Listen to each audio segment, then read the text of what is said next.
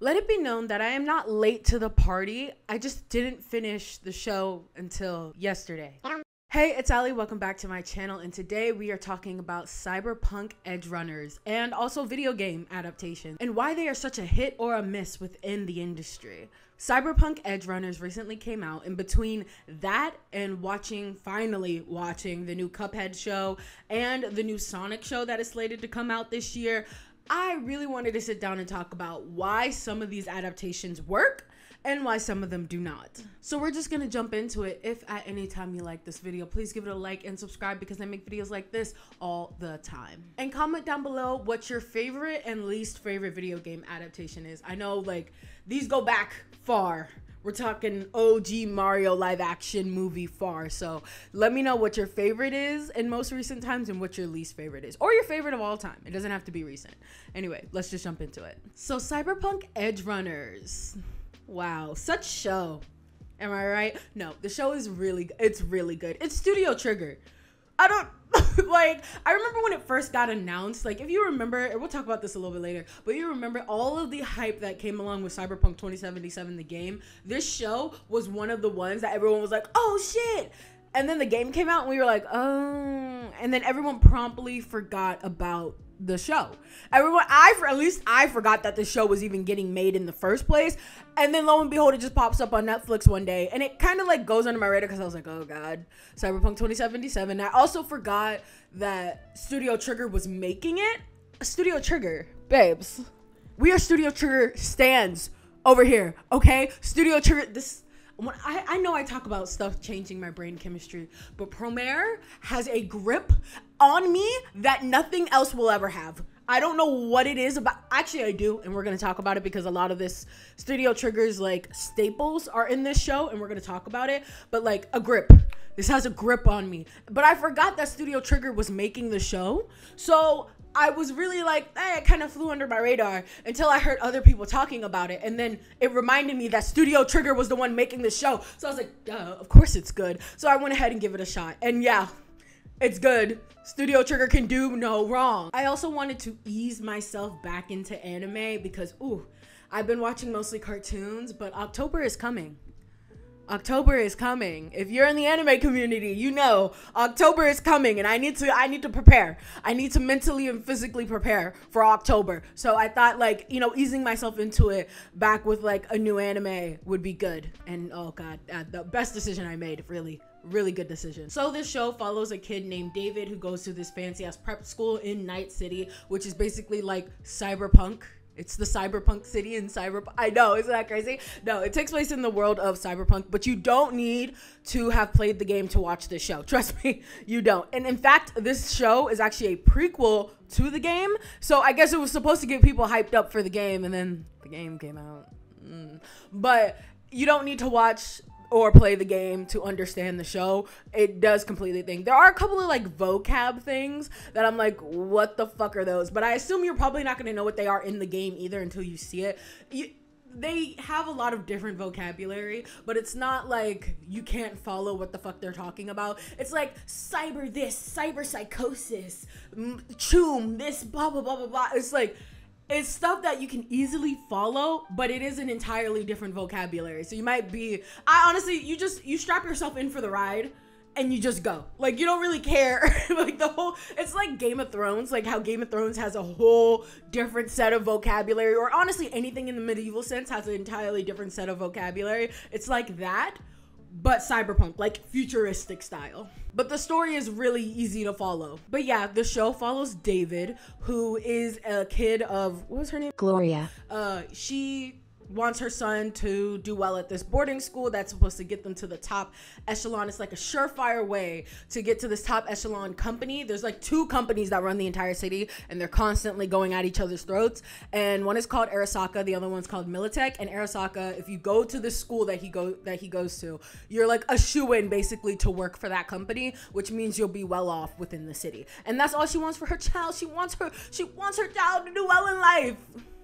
And then she dies in a car accident. This is first episode. Tragic anime backstory is tragic. Come on now. So from there, he gets his hands on this tech. See, I even forgot the word for it. But he gets his hands on this fancy ass tech that hooks into your spine and allows you to do really cool shit like move fast and stuff. They find out that he has a very high tolerance for all of these cyberkinetic like implants and stuff, because usually all these cyberkinetic implants in this world are basically drugs. Like, you can get hooked on it, you can get addicted to it, you can overdose on it, which is called cyberpsychosis. And so everybody has like a certain tolerance for it, and his tolerance seems to be above average. Like, he is special. He finds this crew that his mom has been working with, and in her death, he wants to pretty much avenge her and reach her like goals in life and blah, blah, blah. He meets this girl named Lucy. Let's talk about Lucy. Lucy is my one problem I have with this show. I actually love her. I love her character. I love her character design. I love her dreams, like her aspirations. I love all of that. I don't like that she's a manic pixie dream girl. That is the one issue I have with this show. She is a manic pixie dream girl, and it frustrates me so much because it's textbook manic pixie dream girl. She's aloof and mysterious and doesn't seem to give him the time of day. David's like, I can't figure her out. Like, I swear to God, he said that once. I swear to God, he said verbatim that I can't figure her out. And like, he doesn't know if she likes him or if he's in love with her, but she won't give him the time of day and whatever, and she keeps pushing him away and he doesn't know why and blah, blah, blah, blah. And then eventually he says something that's like profound. He doesn't really say anything profound. He says, and I quote, I will take you to the moon. Because she wants to go to the moon. That's her dream, is to go to the moon. And all he says is, I will take you to the moon. And she falls head over heels in love with him.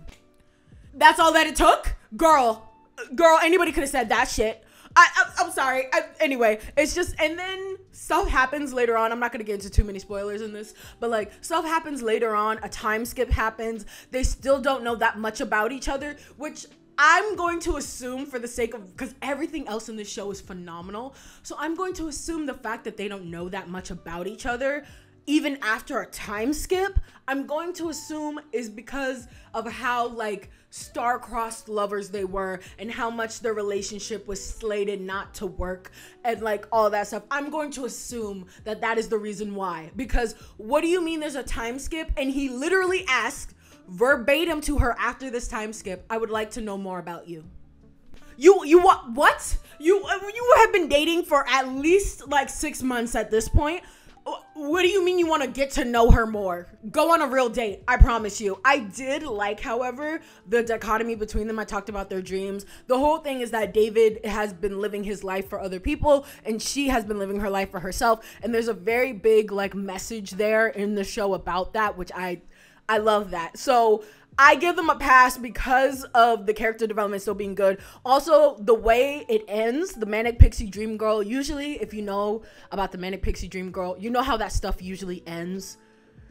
You know how it usually ends. So it's the other way around, which I thought was a really good subversion because of the whole message about dreams and living for yourself versus other people and all that stuff. I love that a lot. Also, Rebecca is best girl. She's the best. She has the best design. She has the best attitude.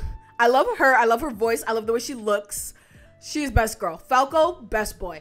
Main and Dorio, them two, I believed them a lot more in terms of being in a romantic relationship than I did with David and Lucy. I'm sorry. And their relationship itself was not on screen for that long. And most of the time when they were on screen, they were screaming at each other. But I just felt like they actually understood each other and they got each other. And because they understood each other and got each other, despite the fact that they were screaming like an old married couple, because that's essentially what they fucking were, I felt it. I was like, oh, these two have chemistry. I understand them. Like, not to say that David and Lucy didn't have chemistry.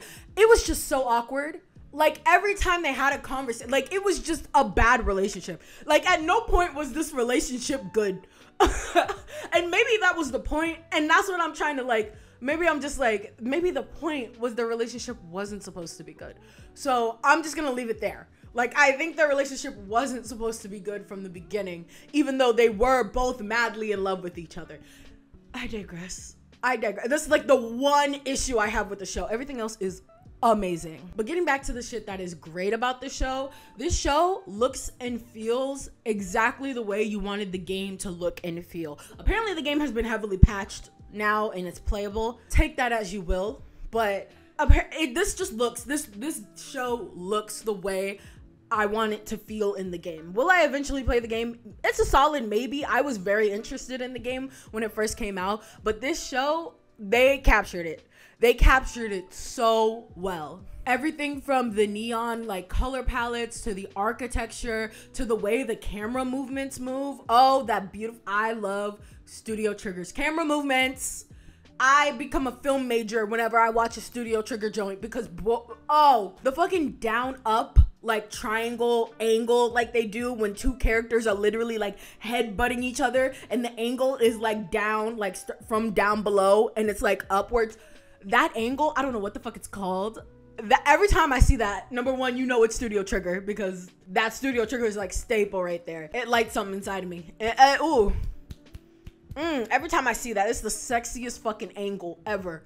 It don't matter who is in the fucking angle, bro. It doesn't matter who's in the shot. That is the sexiest thing I've ever seen in my life. This collab was actually kind of like a match made in heaven because Studio Trigger shows and movies are known for being like always stick it to the man, stick it to the corporations, anti-capitalist, fuck you guys, fuck corporations, bro. I'm young and I'm setting my heart ablaze, blah, blah, blah, blah, blah, blah, blah. You know, reach for your dreams type shit, right? They have always, like, that is like the main staple in, like, a lot of their shows and movies. So couple that with cyberpunk, which if you don't know, the original definition of cyberpunk is like this over capitalistic society, like what happens when capitalism like goes too far and what type of world we could look at and everyone thinks it's like I don't know if there's a word for it, but it's like when something from the outside looks like a utopia, but when the closer you look it's actually a dystopia. That's like every fucking dystopia novel ever, but like cyberpunk does it so fucking well. Cyberpunk as a genre does it so fucking well. So like that and Studio Trigger together, oh girly, of course it was gonna be good. Of course it was gonna be great. Like, come on now. They have this air of like, I've seen a lot of people say this and I agree with it, of like this punk type of thing, which punk is also like anti-establishment. If you don't know what the definition of punk is, it's basically that, like anti-establishment, free will, all that type of shit. And that's definitely Studio Trigger. So mix that with a bunch of low down kids who just want to fucking fight against the machine, bro. Yes. Yeah, it was amazing. It was amazing. And of course, in true Promare fashion, having goals and dreams that are yours and yours alone to reach. I think that in this show, Studio Trigger was able to open it up and see that dichotomy between like, yeah, a person who really wants to follow their dreams and a person who's like not gonna let like, you know, the big dogs, the man get in the way of like them going for their dreams, but also the opposite of that, of what happens in your life when you don't like live for yourself, when you live for somebody else, when you don't have your own dreams and goals. And I like that dichotomy a lot, especially between the two main characters of the show. Shout out to the main character, David being Latino. Love him. I love him. I love him so much. He is so adorable. He is literally like himbo.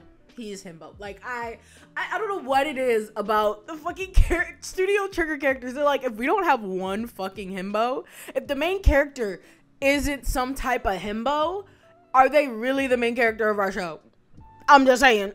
But I really, really liked the like psychological horror aspects of it. Psychological horror is one of my favorite genres, especially when it's slipped into shows like this that you don't think are gonna be like psychological horrors, and then it is, and you're like, oh, okay, like, ooh, like this show specifically, like you really do think it's gonna start out as just like an action-packed like shonen battle, blah blah blah, fight, and then like it just devolves to crazier and crazier and crazier. They have this like out-of-body like experience when they reach cyberpsychosis, which essentially is like overdosing on the like cybernetic implants that are inside of you.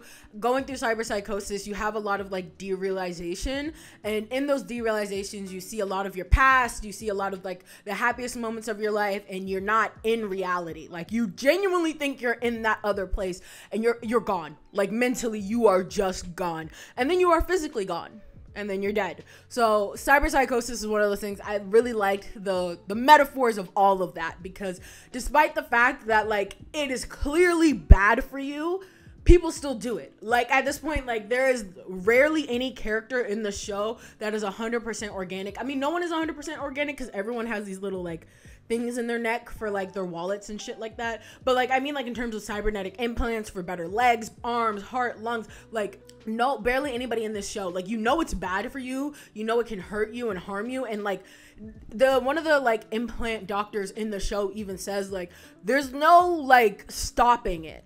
You can only slow it down with drugs, like medicine and stuff like that. Like, you can only do that, but you cannot stop what it is eventually going to turn you into. And characters in the show still are like, yeah, okay. Like, they're still like, yeah. And it just says a lot about the universe that they're in, that there's kind of no choice. Like, if you want to defeat these people, if you want to get to where you need to go, you kind of have to do it. And you know that eventually you're just going to go and go and go until you burn out. And there's no, like, you know what's gonna happen in the end. You know, there's no stopping it. There's no, like, looking back on it.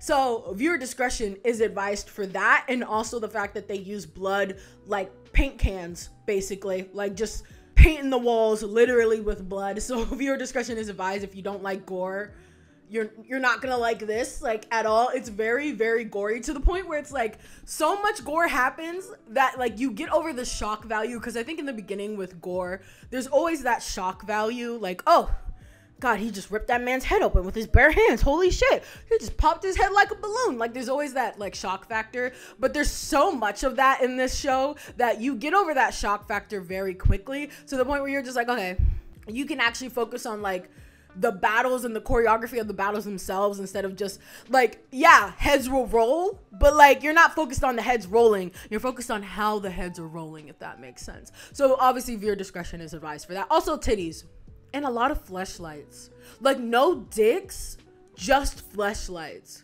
and then titties, like a lot of titties. Do with that information as you will. So needless to say that this video game adaptation is good. It's really good. It's great. Even imagine if the game had come out when it was supposed to, when it was finished. Like, imagine if it came out, like, around this time and it was, like, bug free and you could actually play it. Like, imagine that rollout with the show rollout. Oh my god. Oh my god, it's one of the few times that the game fumbles instead of the actual show adaptation. Like, I guarantee you a lot of people are going to be watching this and will never go play the game.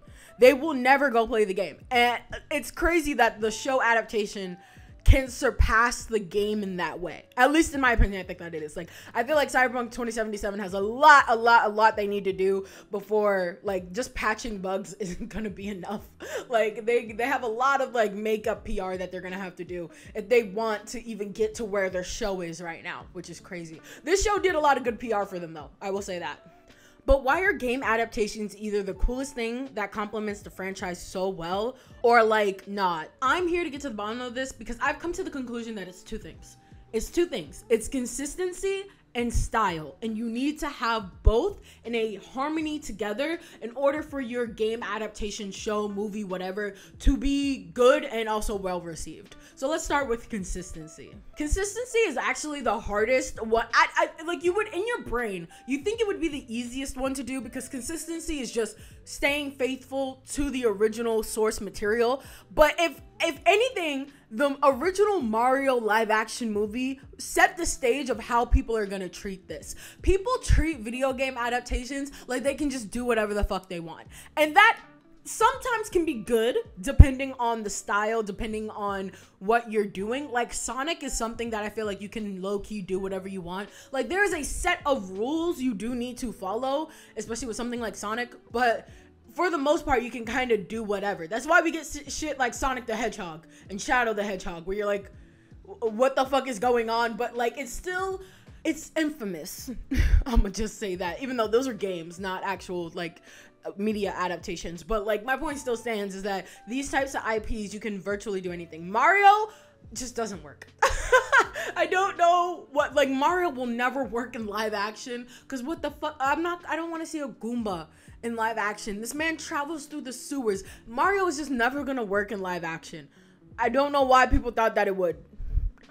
I don't know. Consistency works for things like The Walking Dead. The Walking Dead, I don't know what came first, the chicken, the egg, the book, the movie, the game, I don't know. But The Walking Dead works all across the board because of how grounded it is. The Walking Dead is mostly about human beings. And it's about human beings first and zombies second. Zombies are just a backdrop. And as long as you have enough budget to make those zombies look good, you don't have to do a whole lot. You really don't. Just amp up the drama, amp that up. You don't play The Walking Dead because you get to go shoot zombies. You'd go play Left 4 Dead for that. You play The Walking Dead because of the narrative drama with the backdrops of the actual apocalypse happening in the background. Like, that's why you play those games. So transferring those games to live action, to books, to movies, to games, like transferring all of that across the board, as long as you get that right, that consistency of that level of human drama correct, you can actually do anything you want with the style, because obviously the style of the game is different from the style of the show, etc., etc. And like Resident Evil, now Resident Evil has had a lot of different adaptations with varying degrees of success. But something I wanted to make like an example of with Resident Evil, like Resident Evil Biohazard is something that I think actually could be done in live action, and they could keep the consistency pretty well, because a lot of it has to do with humans. They just look very grotesque, and I could see that being like an HBO show or like something like that.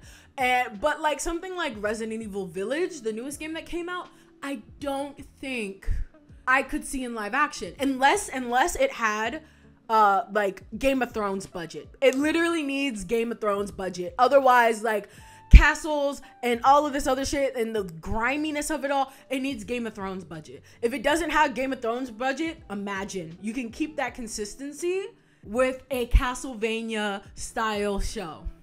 The Castlevania Netflix show. Imagine Resident Evil. Oh, imagine Resident Evil with that style. Think about it for a second. Think about it for this. Oh God. But the consistency would be so easy to keep there because the character designs, they're peak. They are top tier. What are you gonna do when Lady Dimitrescu comes on scene in live action? How are you gonna do that? How? I think it's possible if you had like $1 bajillion in your budget, but if you don't, you won't be able to do that lady justice. And you gotta do her justice, bro. It's Lady Dimitrescu. Come on now. But speaking of Castlevania, Castlevania is something that was so good in terms of showing the like consistency, keeping the same aesthetic, the style and consistency in this case were fucking amazing in that show. It got me actually to play the game, which is what's supposed to happen. You're supposed to have these two coincide together to the point where if someone is just watching the show, they'll want to play the game. If someone is playing the game and they see the show, they're gonna want to go watch the show because the show is a very good complement to the game, and vice versa. Like, that is how it's supposed to be. It's not just supposed to be a one-off like cash grab thing. I don't even know, bro. Castlevania is supposed to have that style. It matches its consistency. It is consistent in matching its style. So speaking of style, let's talk about style. That's where the live action Pokemon and the live action Sonic movies come into play. The live action Pokemon and the live action Sonic movies have got to be, probably in the most recent times, the most polarizing like video game adaptations in most recent times. Like, you either love them or you don't like them, like, at all. And obviously I like them. I love them. I love Sonic 1 and Sonic 2, and I love the Pokemon movie. It's not perfect, and there's definitely stuff that can be improved upon, but I think they match the style. For Sonic in particular, I think his movement, the way that Sonic moves, and the style of the way he speaks, and also the way that he looks, is something that really needed to be important in the actual movies that came out. Of course, we know this because of how Sonic was about to look. Like, oh my God, Jesus Christ. The way Sonic talks, the way he looks, the way he moves are like integral to Sonic.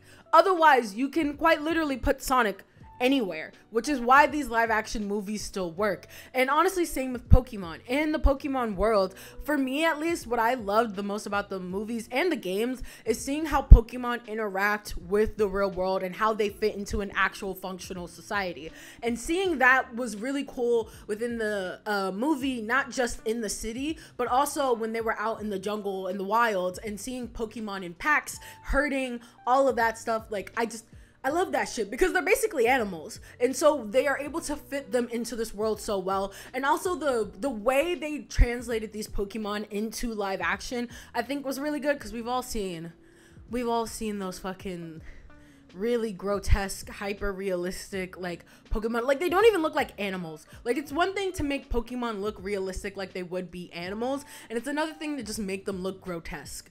And I think those ones were just grotesque, whereas the ones in the movies were actually like realistic. For Sonic, despite the fact that he almost looked like what Chuck E. Cheese would look like if he fell into a vat of Cool Ranch Doritos, Sonic movements and the way that he looked was well captured. Now I can't imagine how that would have looked if Sonic looked like Chuck E. Cheese dipped in Cool Ranch Doritos. I don't know how the movement would have been captured on screen. It's because Sonic is short and stout and he can run really fast.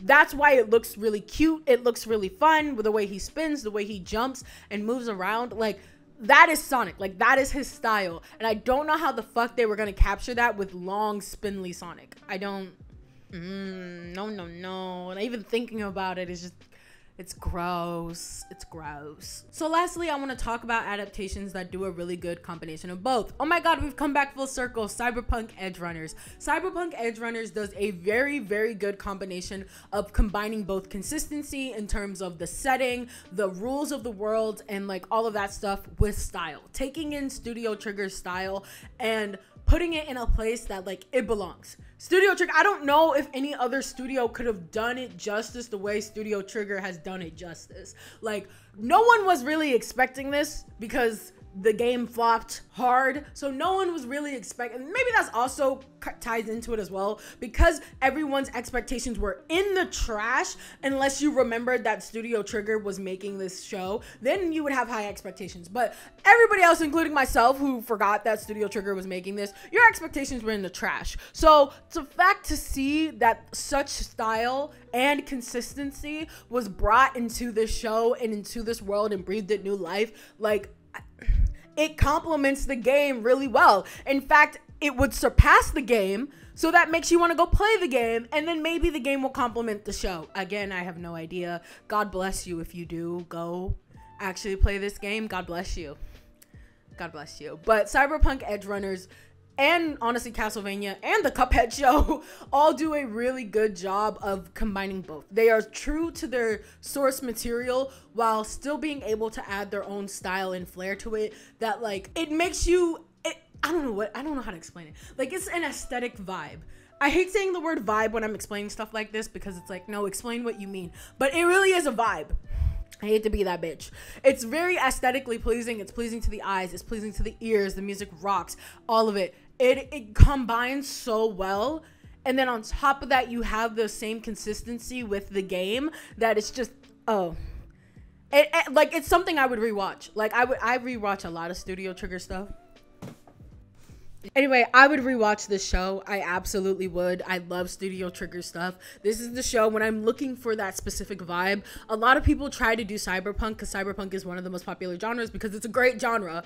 It's amazing. I love cyberpunk as a genre, but very few, I feel like, have been able to encapsulate exactly what it is. And this show encapsulates every single part of it.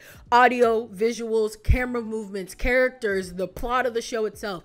It encapsulates all of that. So I definitely will be rewatching this whenever I feel like rewatching it. But this show, Castlevania, the Cuphead show, oh my god, the Cuphead show. The Cuphead show, I love those little cups. They're so charming. The consistency and style that is oozing from that show. If you haven't already watched that show, please go watch that show. I want to be in that world forever. And it's a shame that Dice Man didn't win fucking Tumblr Sexy Man poll. Now that I remember that he was on it, it's a shame. Y'all just don't see what I see. Y'all do not see what I see. Okay, anyway, stop self-reporting. Stop self-reporting. Yeah, so I hope that this video even made a penny of sense. This was very hard to record because my computer is literally shitting itself right now. So I'm gonna wrap this up really quickly. Thank you so much for watching all the way to the end. Remember to comment down below if there's a video game adaptation that maybe not a lot of people know about, because I feel like there's so many at this point that it's like some of them are gonna fly under the radar. I really do think we're on the up and up with video game adaptations, so I'd like to see where we go next. I'm excited for this new Sonic show. I think that the Mario movie is gonna look good because I think it's gonna be like 3D animated, like 3D Mario World. But I don't know what the plot, like what could the plot of a Mario movie be about? I don't I don't know. We'll see what happens. But at least the new Sonic show looks pretty good. So I can't wait for that. So let me know down below, like, if there's something that like flew under the radar that you're looking forward to, or if there's an adaptation of a game that you really, really like that you want to show off in the comments below. Let me know down in the comments below. Let's start a conversation. All my social medias are also linked down below if you want to come reach me over there. And I will see you in the next episode. Peace.